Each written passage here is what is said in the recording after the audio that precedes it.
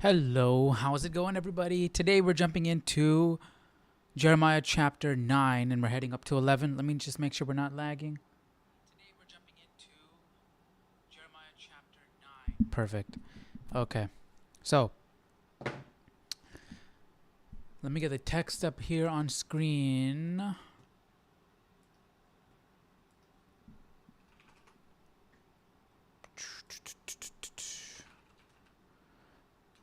Jeremiah 9. Okay.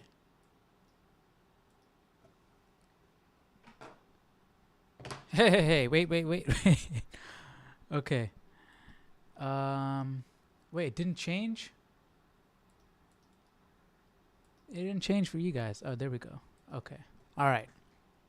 So, text is up on screen. Let me get my Bible out. And we can begin, right? Before, let's do a little recap, right? We're pretty much in Jeremiah. What has he been doing? He's been prophesying the coming judgment, right? And so that's pretty much where we're at, right? The children of Israel, they fall into idol worship, and now they're facing judgment, right? So let me get this volume on. Okay, let's get started.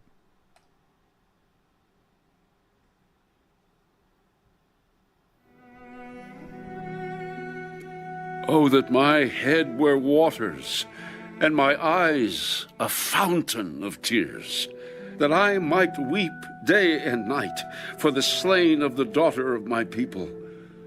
Oh, that I had in the wilderness a lodging place for travelers, that I might leave my people and go from them.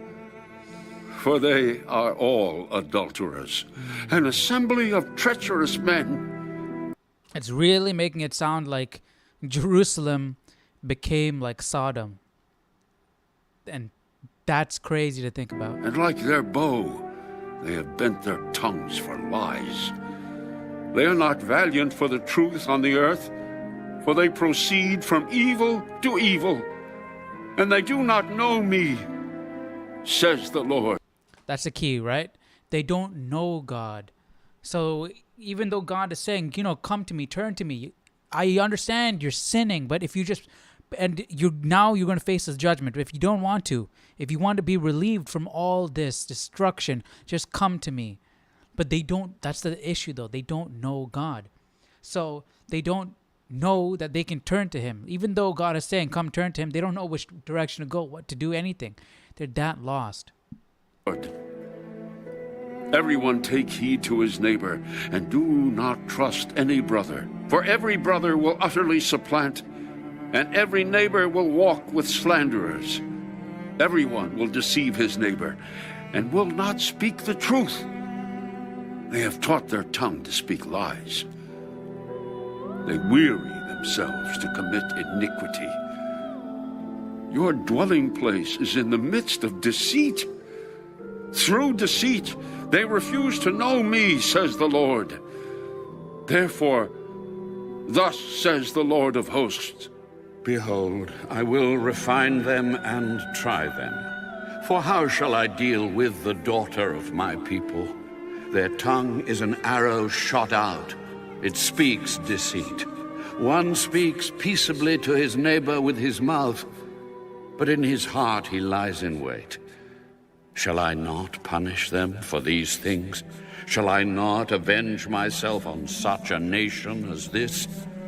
I will take up a weeping and wailing for the mountains. Because Jeremiah is probably, begging, pleading with God to show mercy.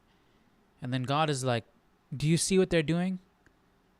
Should I not punish them? And what can Jeremiah say to that? He can't really say anything because God has put up with so much. And Jeremiah is not in the place to say, yeah, well, can you please put up with more? Yeah, Jeremiah is not in the place to say that. So, man. And for the dwelling places of the wilderness, a lamentation, because they are burned up. so that no one can pass through. Nor can men hear the voice of the cattle. Both the birds of the heavens and the Everything. beasts have fled. Wow. They are gone. I will make Jerusalem a heap of ruins, a den of jackals. I will make the cities of Judah desolate, without an inhabitant. Who is the wise man who may understand this? And who is he to whom the mouth of the Lord has spoken, that he may declare it? Why does the land perish and burn up like a wilderness, so that no one can pass through? And the Lord said, because they have forsaken my law which I set before them, and have not obeyed my voice, nor walked according to it, but they have walked according to the dictates of their own hearts, and after the Baals which their fathers taught them. Therefore, thus says the Lord of hosts, the God of Israel, behold, I will feed them, this people, with wormwood, and give them water of gall to drink. I will scatter them also among the Gentiles, whom neither they nor their fathers have known. And I will send a sword after them until I have consumed them. Thus says the Lord of hosts. Consider and call for the mourning women, that they may come, and send for skillful wailing women, that they may come. Let them make haste. God's getting ready for them to be destroyed. He's like, already get the mourning women and the wailing women ready, because there's going to be a lot of death. And take up a wailing for us, that our eyes may run with tears, and our eyelids gush with water. For a voice of wailing is heard from Zion. How we are plundered! We are greatly ashamed, because we have forsaken the land, because we have been cast out of our dwellings. Yet hear the word of the Lord, O women, and let your ear receive the word of his mouth. Teach your daughters wailing, and everyone her neighbor a lamentation, for death has come through our windows.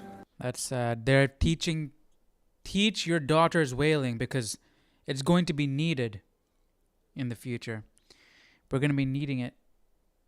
Man, what is a skillful wailer?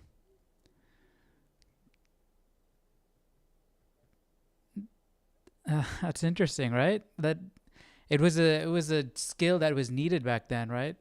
I'm sure it was like a thing. Like the more wailing women you had at your ceremony, you probably were more well off. It's just interesting. It's like a different culture. Has entered our palaces to kill off the children, no longer to be outside, and the young men no longer on the streets. Speak, thus says the Lord. Even the carcasses of men shall fall as refuse on the open field, like cuttings after the harvester, and no one shall gather them. Thus says the Lord. Let not the wise man glory in his wisdom. Let not the mighty man glory in his might, nor let the rich man glory in his riches. But let him who glories glory in this, that he understands and knows me, that I am the Lord, exercising loving kindness, judgment, and righteousness in the earth. Let not the wise man glory in his wisdom. Let not the mighty man glory in his might. Let not the rich man glory in his riches. But let him who glories glory in this, that he understands and knows me, that I am the Lord, exercising loving kindness, judgment, and righteousness in the earth. So it's not saying to not be wise, mighty, or rich. It is saying, let not the wise man glory in his wisdom. Right? So don't look upon your wisdom and be, not self-righteous, but, don't be like, you can be proud of what you've accomplished, but don't glorify yourself. Right? Don't be full of yourself. Don't be so focused. Don't be self-centered. Focus on yourself. Don't be so self-centered, right? Your focus should be on God, right? That He understands and knows me. That's what the glory should be. But let him who glory in this, that he understands and knows me. That's something to be to glorify, right? That you know God, because that's the most important thing, right? That should be the foundation. And also, what did Solomon say, right? First, what's the beginning step? The fear of God. Once you have the fear of God, then you want to understand God, that He understands and knows me, right? And understanding God, walking that path, is the path towards wisdom. You're going to gain wisdom right there. And when you walk that path of understanding God and gaining wisdom, God will bless you with riches and mightiness and glory and all these things, right? So you have to build that foundation. And what is that foundation? Understanding God. That God is the Lord. He exercises loving kindness, judgment, and righteousness in the earth. And that is the most important thing. That should be the focus. This is not saying that wisdom, might, and riches are not important. It is saying that that's not all encompassing. God is all encompassing in your mind, right? And this will follow if you keep this in focus. For in these I delight. Behold, the days are coming that I will punish all who are circumcised with the uncircumcised: Egypt, Judah, Edom, the people of Ammon, Moab, and all who are in the farthest corners, who dwell in the wilderness. For all these nations are uncircumcised, and all the house of Israel are uncircumcised in the heart. Uncircumcised in the heart, we talked about that yesterday.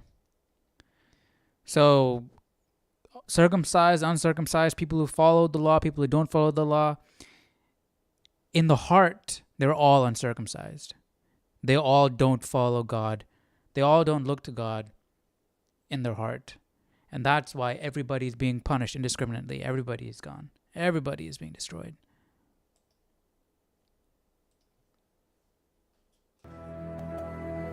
Hear the word which the Lord speaks to you, O house of Israel. Thus says the Lord. Do not learn the way of the Gentiles. Do not be dismayed at the signs of heaven, for the Gentiles are dismayed at them. For the customs of the peoples are futile. For one cuts a tree from the forest, the work of the hands of the workman, with the axe. They decorate it with silver and gold. They fasten it with nails and hammers so that it will not topple. They are upright, like a palm tree, and they cannot speak. They must be carried because they cannot go by themselves.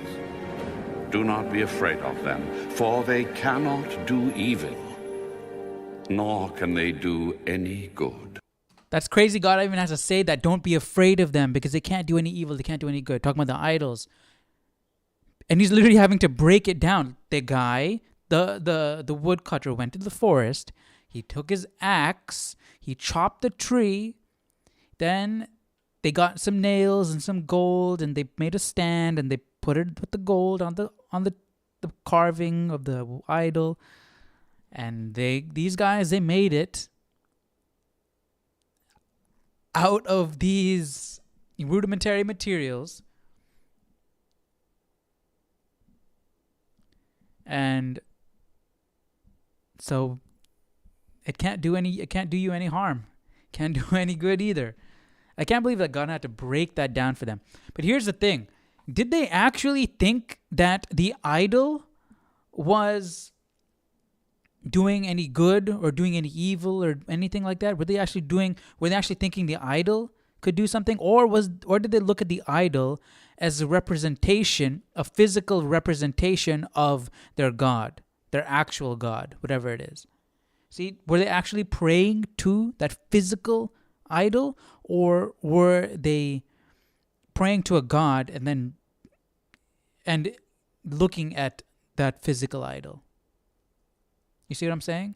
Like, was that idol just a representation of what their God looks like? Because how dumb do you have to be to think that some piece of wood that some guy chopped and then molded some gold to and carved out and whatever is a god or can do something? You know what I mean?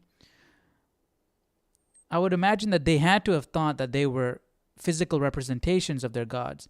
And that's probably why they cared for them, because their God might have gotten angry if they disrespected it. Because I don't know how else you would believe something like that. What do you guys think about that? They cannot do evil, nor can they do any good. Inasmuch as there is none like you, O Lord. You are great, and your name is great in might. Who would not fear you, O King of the nations? For this is your rightful due. For among all the wise men of the nations, and in all their kingdoms, there is none like you. But they are altogether dull-hearted and foolish. A wooden idol is a worthless doctrine. Silver is beaten into plates. It is brought from Tarshish, and gold from Uphaz, the work of the craftsman and the hands of the metal. Yeah, so why wouldn't they worship the craftsman? The craftsman created God, essentially. Smith, blue and purple are their clothing. They are all the work of skillful men. But the Lord is the true God. He is the living God and the everlasting King.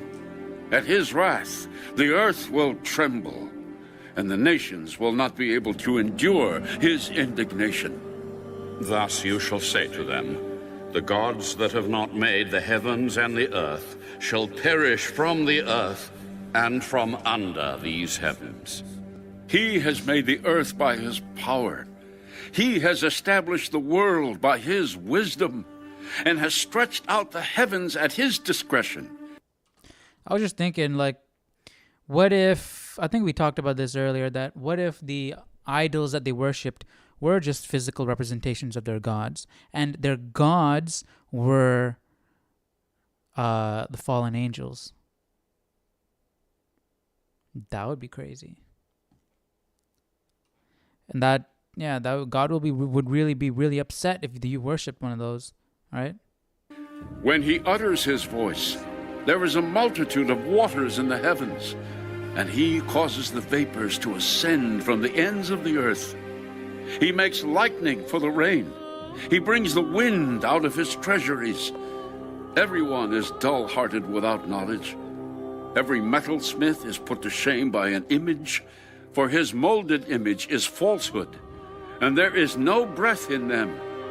They are futile, a work of errors. In the time of their punishment they shall perish. The portion of Jacob is not like them, for he is the maker of all things, and Israel is the tribe of his inheritance.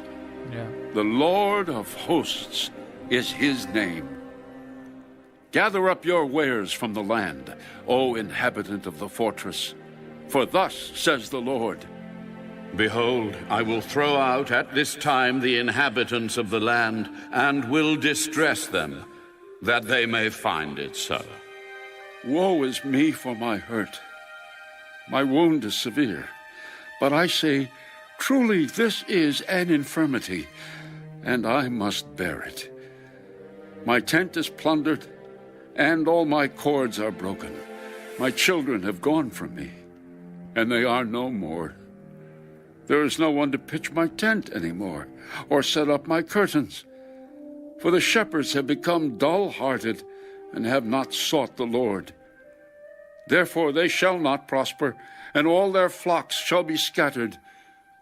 Behold, the noise of the report has come, and a great commotion out of the north country, to make the cities of Judah desolate, a den of jackals. O Lord, I know the way of man is not in himself. It is not in man who walks to direct his own steps. O Lord, correct me, but with justice. not in your anger, lest you bring me to nothing. Pour out your fury on the Gentiles who do not know you, and on the families who do not call on your name. For they have eaten up Jacob, devoured him and consumed him, and made his dwelling place desolate.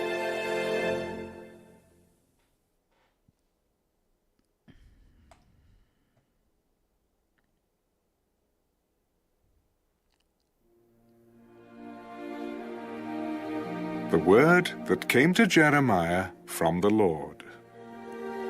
Hear the words of this covenant, and speak to the men of Judah and to the inhabitants of Jerusalem, and say to them, Thus says the Lord God of Israel, Cursed is the man who does not obey the words of this covenant, which I commanded your fathers in the day I brought them out of the land of Egypt from the iron furnace.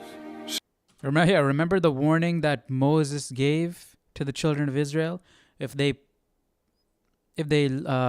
started worshiping idols? That, I said, that was literally like Attack on Titan. That was some crazy graphic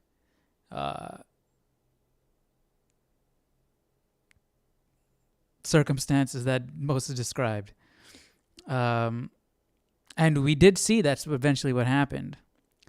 So, but they still haven't learned their lesson. So, saying, Obey my voice. Well, how many times have we sinned, asked for forgiveness, and then did the same exact sin? So we can't judge too harshly. And then with them, everybody around them is doing the same thing. Their own neighbors are doing the same thing. The priests and the prophets are doing the same thing. So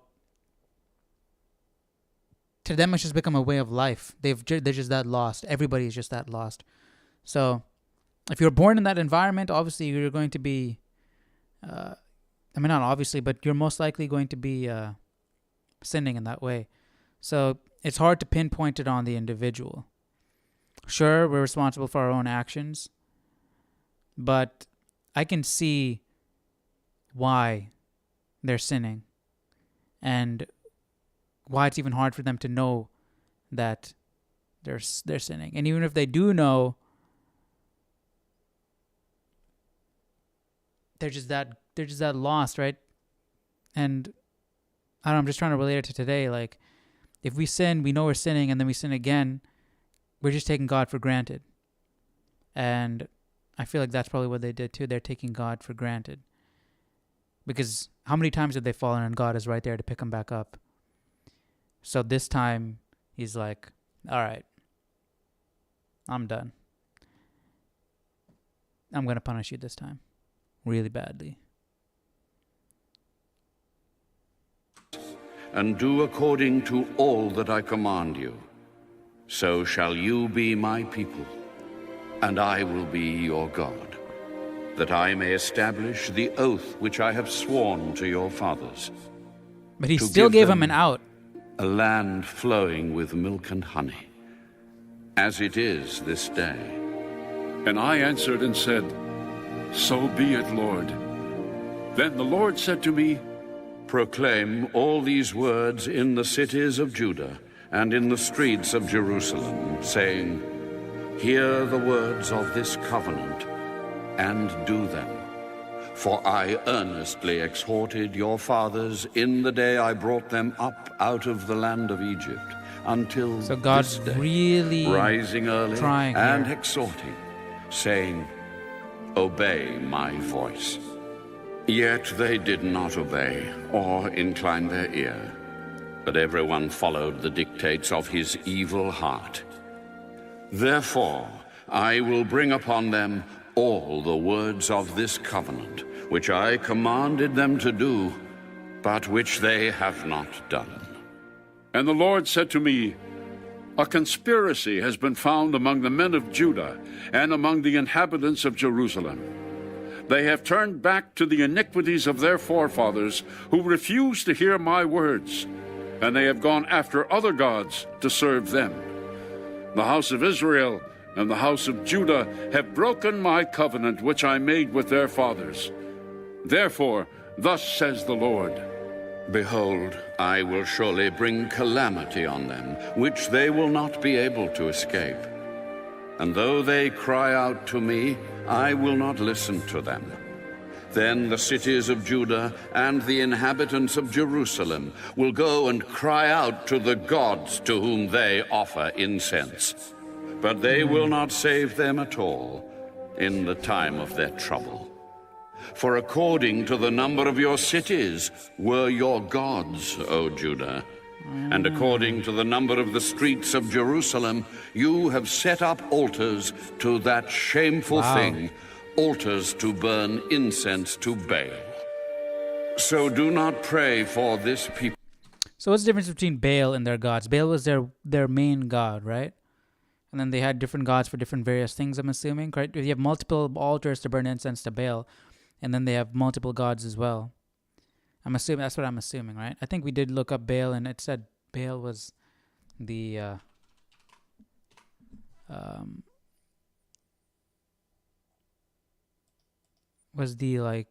the main one. Baal was the name of the supreme god worshipped in the ancient Canaan. Worshipped in the ancient Canaan and Phoenicia, right? Okay. But then they also believed in multiple other gods. So that's even worse. Like, so there was a supreme god that they believed in.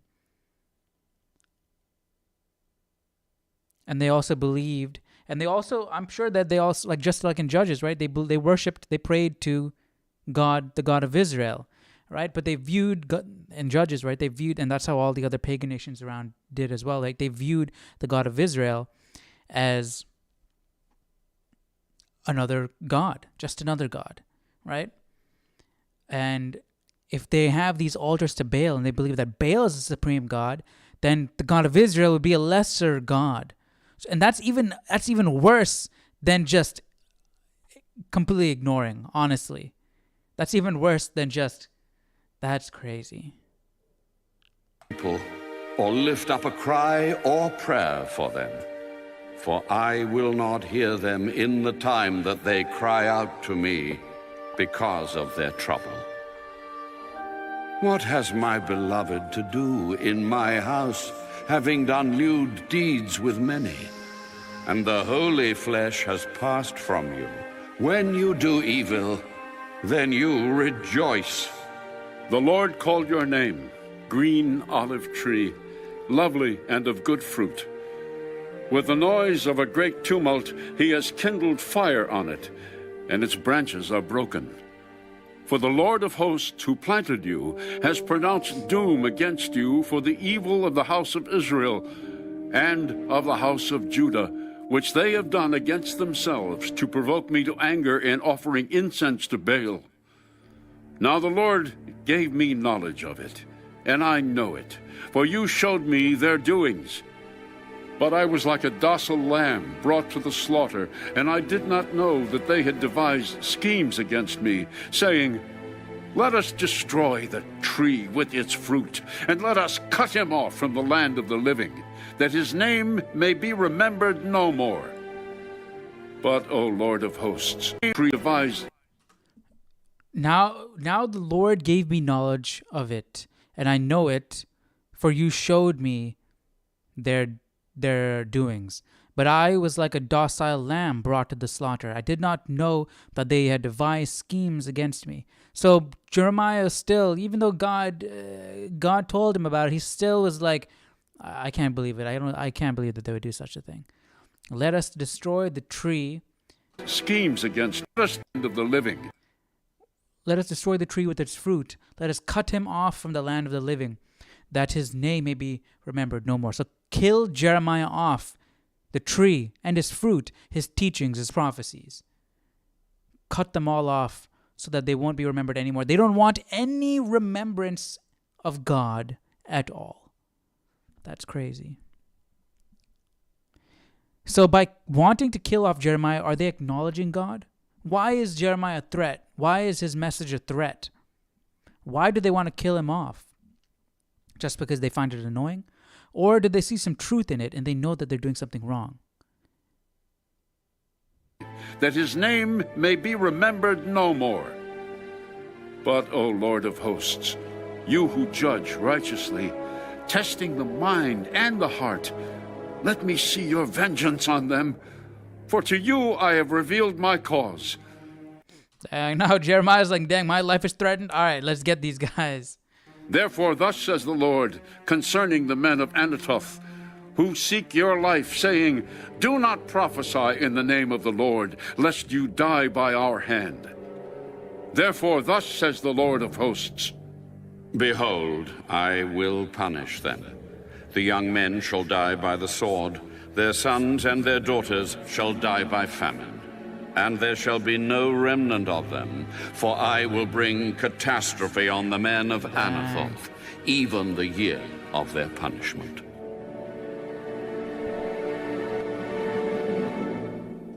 What does that mean? Even the year of their punishment. What does that mean? Let's see what my Bible's got to say. That means throughout the entire year? I'm pretty sure it's going to be after that, right? Because their children are going to die as well. Jeremiah 11:23.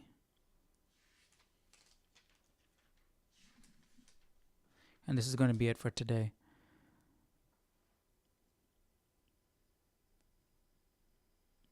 The men of Anatoth insisted that Jeremiah not prophesy in the name of the Lord. If Jeremiah had yielded to their demand, he would have repudiated his calling, his person, and his God. The threat of death to Jeremiah was answered by punishment of the young men as well as their children. The prediction of death by famine was fulfilled when the city was besieged by the Babylonians in the days of Zedekiah. Okay, what does that still mean? Okay, even the year of their punishment. Let's look up Jeremiah 11, a commentary.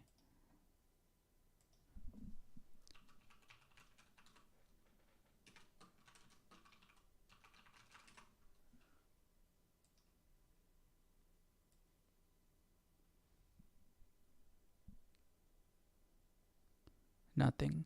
Even the year of their punishment. Let's look at Bible Hub.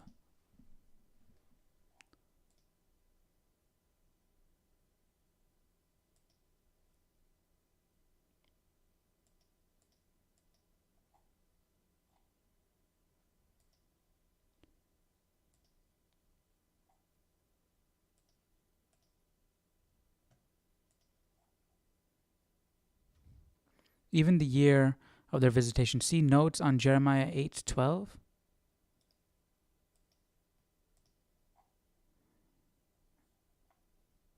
Were they ashamed that they had committed abomination? No. They were not ashamed. They were not at all ashamed, nor did they know how to blush. Therefore, they shall fall among those who fall. They shall fall among those who fall. In the time of their punishment, they shall be cast down.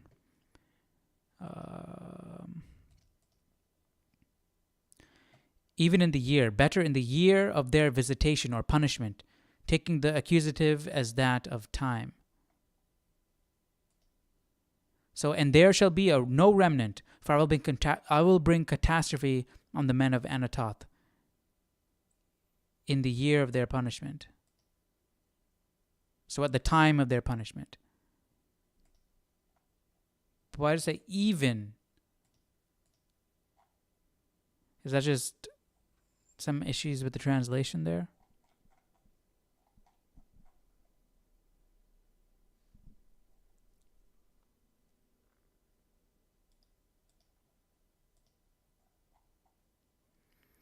They are futile works of error. In the time of their punishment, they shall perish. So I'm guessing that's what all the commentators there were saying. I will bring catastrophe on the men of Anatoth, even the year of their punishment, or at the time of their punishment. The word even there is a bit odd. So, I don't know. What do you guys think about that? That was interesting. Tomorrow we're going to be jumping into chapter 12, Jeremiah's question. What's his question? And the Lord answers Jeremiah's question. And then 13 is the symbol of the linen sash. Okay, so we got some interesting subheadings here. This is getting me curious. So tomorrow we'll jump into that. We're going through this destruction and through this judgment. And we already know how it's going to end, but it's going to be interesting to see how Jeremiah describes it. or at least the portions that Jeremiah has covered, right?